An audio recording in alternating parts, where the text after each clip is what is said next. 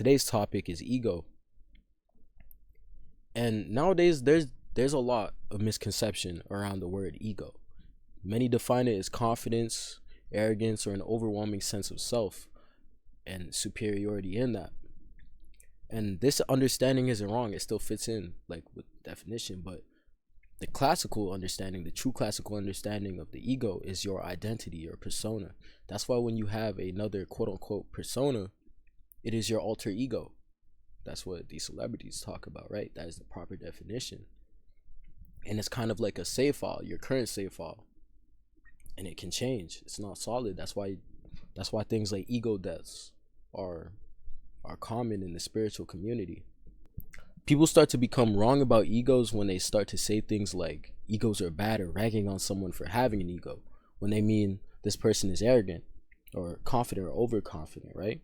And even then, that's a whole nother topic, right?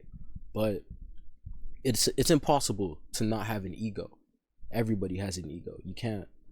I feel like everybody should change the definition of ego in their minds, and they should stop using it to refer to arrogant or overconfident people, or even sometimes confident people, right? It's impossible to not have an ego. It is your current sense of self or your persona, right? And it's our job to understand our current ego we exist as, and we have to tend to it like a garden. You have to prune the things you don't want in it, and you have to nurture and water the other things that you do want in the garden that is your ego, right?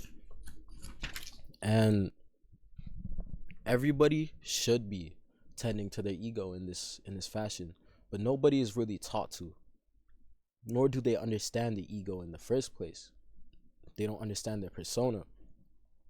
And when it comes to understanding who you are in the current moment, people usually cannot find an answer,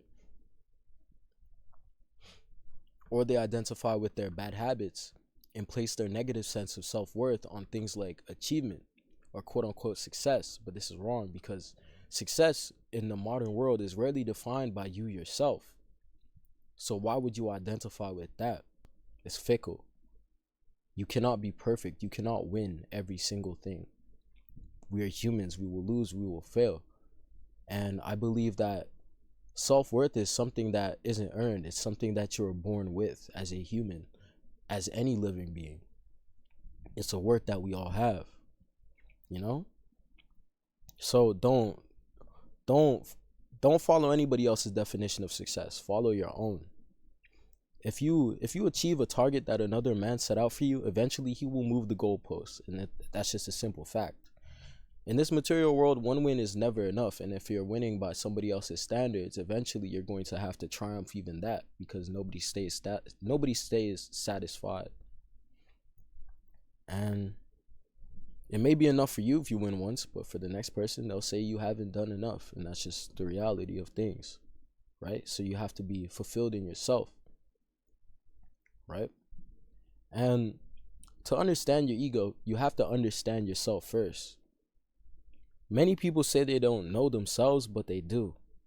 You know your favorite food, you know your favorite superhero, and your favorite movie, right?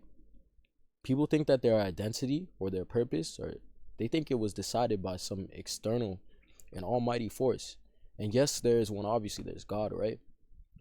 But God did not decide for you your favorite food or these other things. You decided on these things for reasons that made sense to you.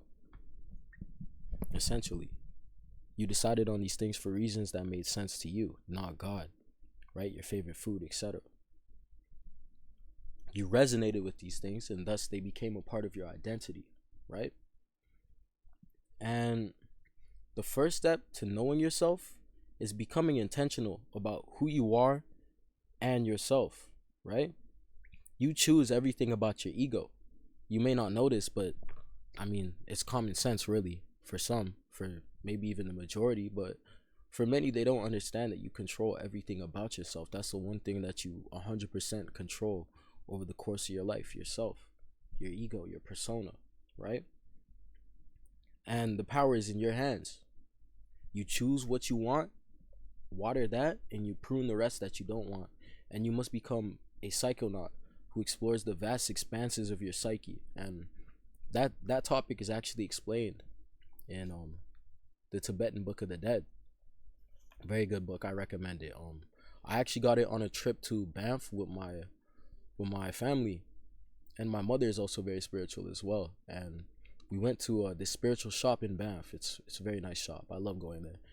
And if I go there, I will for sure visit again. I love the owners. They're very nice people.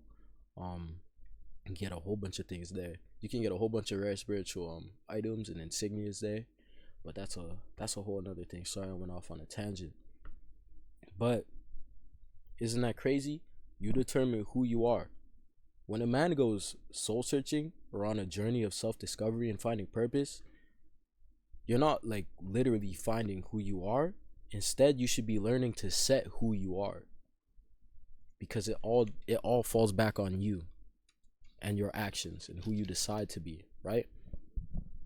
You have to let all of that psychic energy flow in your body.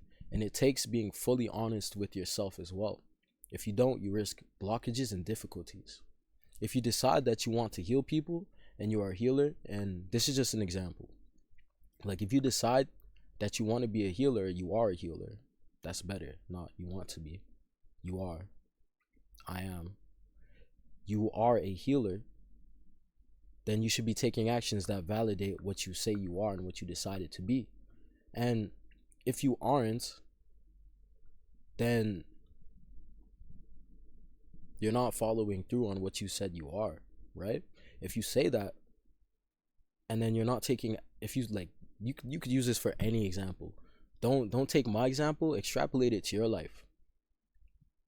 And think of something that you know you are. Are you taking actions to validate what you say you are? And if you say no, that is also the reason why you do not know who you are.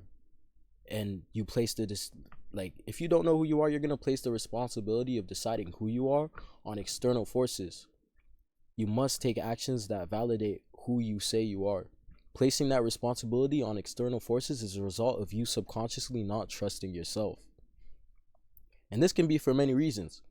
People instilling doubt in you and you not combating that internally and working through it and believing them, or not following through on who you say you are, which is very important, right? Honesty.